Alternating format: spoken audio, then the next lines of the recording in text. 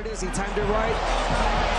Counting to explode with the left. Oh, and that right, but Davis took off some of the steam of the punch, but still. Welcome to the motherfucking lady. We're covering today's top boxing news. Okay, we'll start with this. It would seem that Gervonta Davis is countersuing his domestic violence abuser. Am I reading this right? He's expecting to get $20 million from this woman? I don't think Tootsie's is paying her that much. Tank Davis is clapping back. The star boxer just filed a whopping $20 million countersuit against his ex, who accused him of getting physical with her during an altercation at a strip club, TMZ Sports has learned. 31-year-old Davis answered his accuser's claims, flat out denying nearly all the ugly allegations laid out in her filing. Tank says he did not commit battery, claiming he never hit or choked the woman, nor did he falsely imprison her. He also claims it was a shakedown from the get-go, insisting the woman demanded $1.1 million in exchange for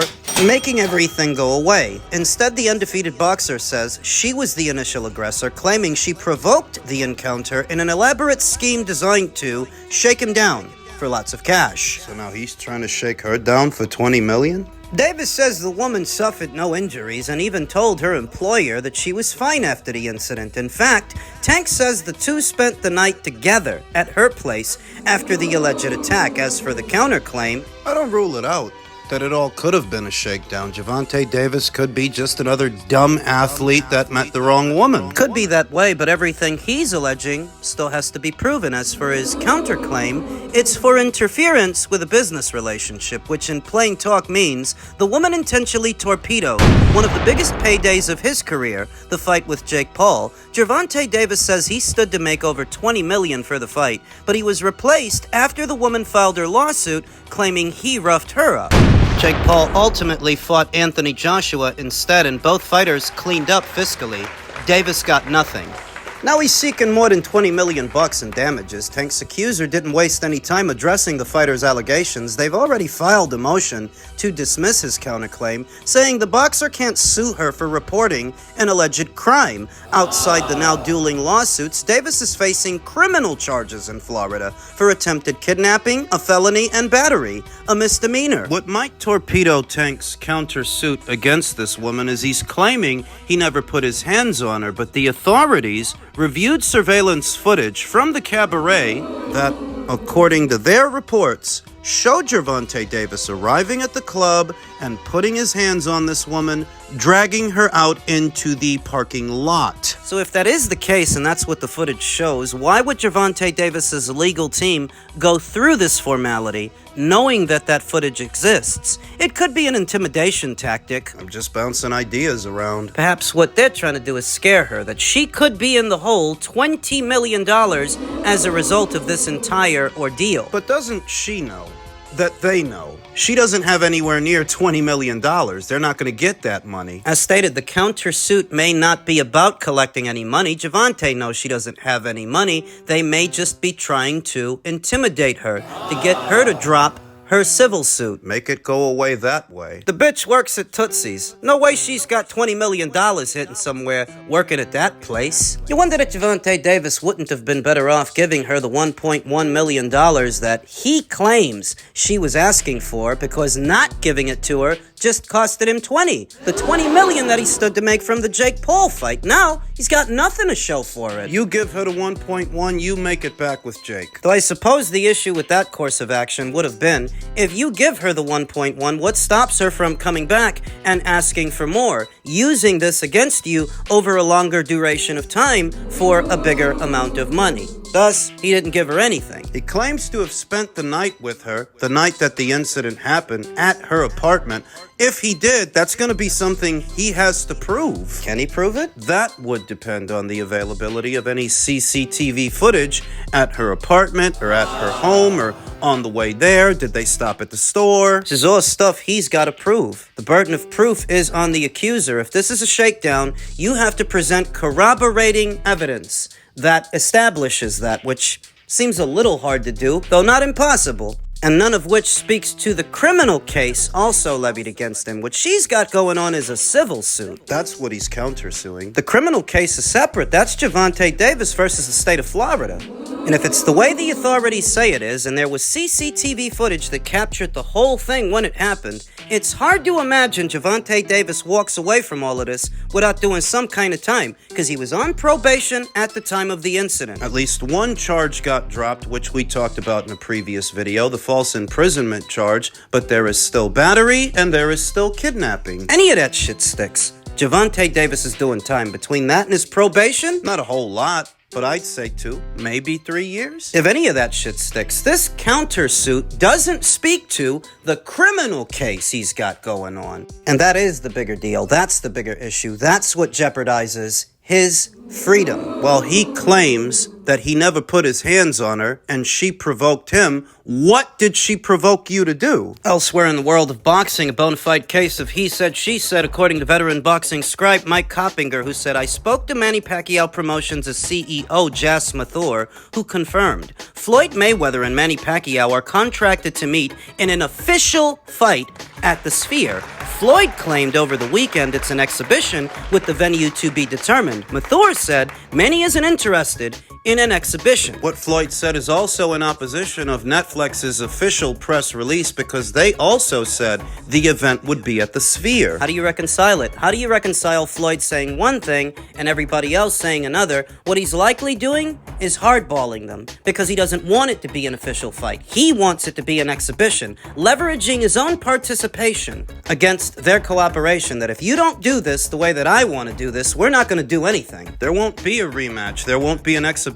There won't be an anything. Where it might work out for Floyd is I think Manny is just about as strapped for cash as Floyd Mayweather is. So when push comes to shove, he might play ball just to get paid. I don't think Manny's interested in an exhibition, but if he has to settle for one for a large sum of money, I think he will. The real question is, would Netflix go for that? Because they're the ones putting up all the cash. They're the ones in charge. And if they're not interested in an exhibition, if they want it to be a real fight and Floyd doesn't, might throw the kibosh in a whole goddamn thing. What this communicates to me is, Floyd really doesn't want this to be a real fight. He doesn't want it to count towards his professional record, to the point he's willing to jeopardize the whole thing even though he needs the money. He's scared he might not win. Given his current fiscal situation, his mounting debts, and what he claims Al Heyman and Stephen Espinoza stole from him, he needs this thing with Manny, and he needs for Netflix to be on board, because if you tried to do this as an exhibition on pay-per-view, it's not going to do what the first one did. The second one doesn't have the mystique and the mystery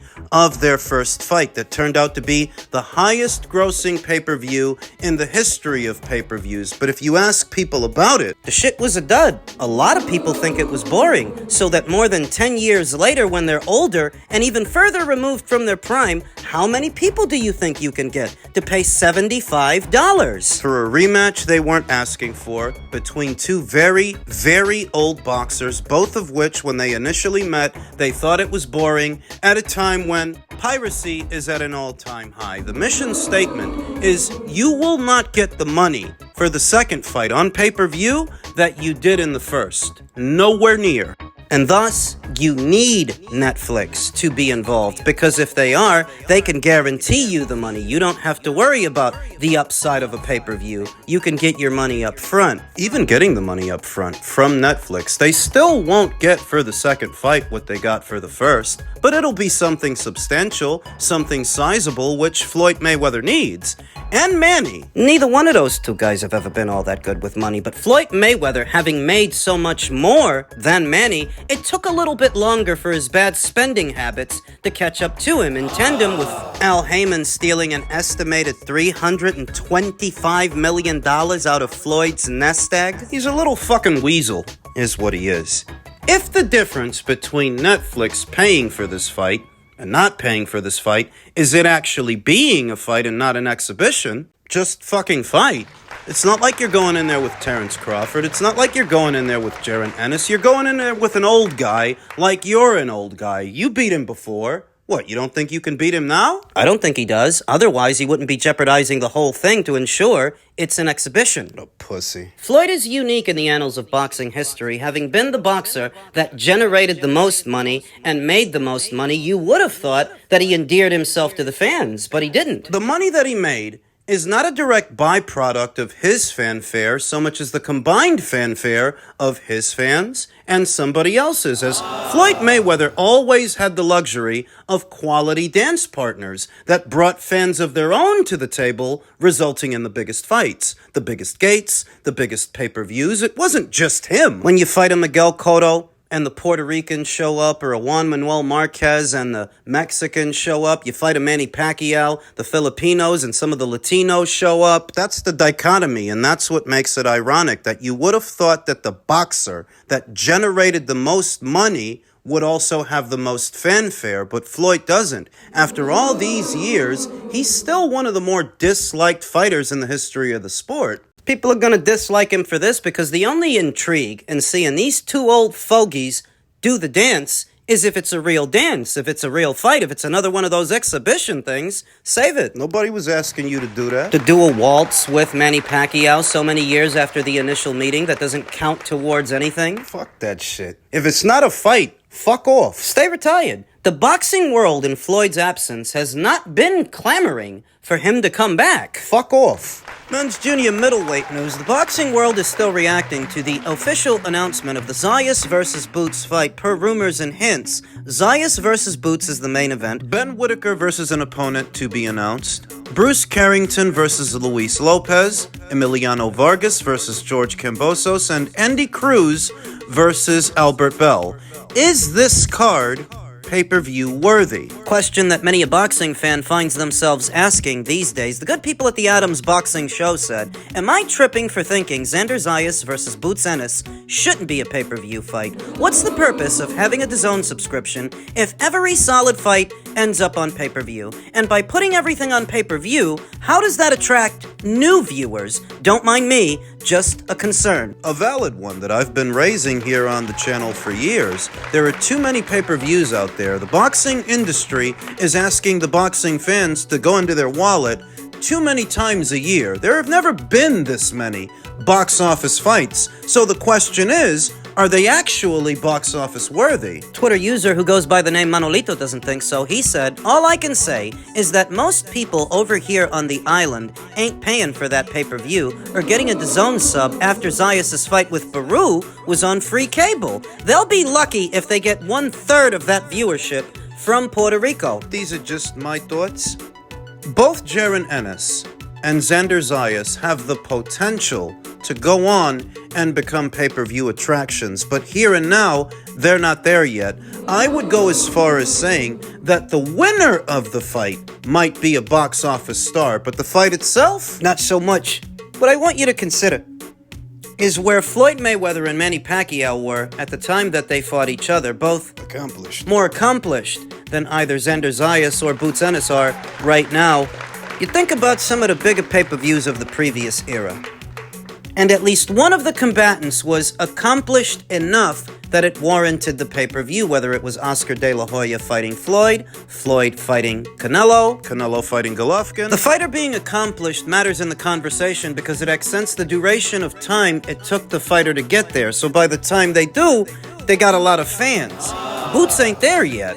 Xander isn't either. They both have the potential to get there, but they actually aren't there now. It's not organic. You see, this is about as good a fight as you could hope to make in the junior middleweight division. It's actually one of the very best fights you could make in that weight class, but it being one of the best fights you can make doesn't make it box office worthy. You can't tell us it's pay-per-view worthy. You can't dictate to the consumer what they will or won't spend their money on. The industry of boxing doesn't determine what's box office worthy and what isn't. The market dictates that. The customers, and neither Xander Zayas or Boots Ennis have that rapport yet with the customers to where this is a super fight. It's a solid fight. It's a very good fight. In all likelihood, I'm gonna buy it, but I don't anticipate that many other people will. I think generous guesstimates, I'd put the number for it between 250, 300 if they're lucky. 300,000. Having officially announced the fight today, they have all of April and May to promote it, and most of June. And they better get to it. Create some viral moments. Captivate the audience's imagination. You've got about 3 months. You gotta take these guys on a tour, you gotta sit them down with each other, let them mince words, let it become organic, the interest, because right now, it's manufactured. This is where DAZN isn't doing themselves any favors against the rising tide of Zuffa boxing, that DAZN has all the brands that you know and the brands that you trust, the fighters you're familiar with, but those fighters keep ending up behind a paywall. Watching live sports is not supposed to be this expensive. The consumer's not supposed to have to go into their wallet this much. For bigger sports that are more mainstream than the sport of boxing, the World Series, the Super Bowl, you don't gotta spend that much. The NBA playoffs, the Stanley Cup, the World Cup, you don't gotta spend that much. So where does boxing, that is comparatively smaller than those sports, in this country, have the nerve, the audacity to require this much from their consumer base? It's really the fighters. The fighters and their teams. It's inflation. The boxers want the moon and the stars every time they fight now. They want dollar amounts that no broadcaster is going to kick out, so in the hopes of getting them that money, they put them on pay-per-view. Hoping to make up the difference from me and you, and the influx of pay-per-views is how Zuffa Boxing can make inroads into the boxing space, because they're not doing that. They don't have the names that you see on DAZN, but they do have boxing at a reduced price that you can watch via your Paramount Plus subscription, which is cheaper than a DAZN subscription. They do that long enough and provide enough entertaining, action-packed fights, they may gain inroads into the boxing space. Remember that they're just getting started. Can't make too many assertions when they are only 4 fights into their endeavor. You have to give them time. This is a serious problem that the industry has been facing for at least the last 10 years of boxing. More and more paywalls. In tandem with the uptick in piracy, it's never been easier to steal a pay-per-view, to watch a fight for free. So that if the question is Zayas versus Boots really pay-per-view worthy, or are they just trying to convince us of that to subscribe to their ultimate tier? You know the answer. Real super fights have a mystique to where you won't gamble missing what's going to happen on a laggy stream. You want to see it live. You don't mind forking over the cash, and the average pay-per-view these days doesn't have that mystique. It's all watered down. So honestly, as much as I like Zayas versus Ennis as a fight, and I do think it's a solid fight, I don't think it's a super fight. I don't actually think it's pay-per-view worthy. I'm gonna buy it. I'm not gonna steal it. As a content creator, I have the luxury of buying the fight, then doing the live stream to make the money back and then some, to turn over a profit. But your average boxing fan is not a content creator. So for them, it's too much. It's not pay-per-view worthy. Sorry.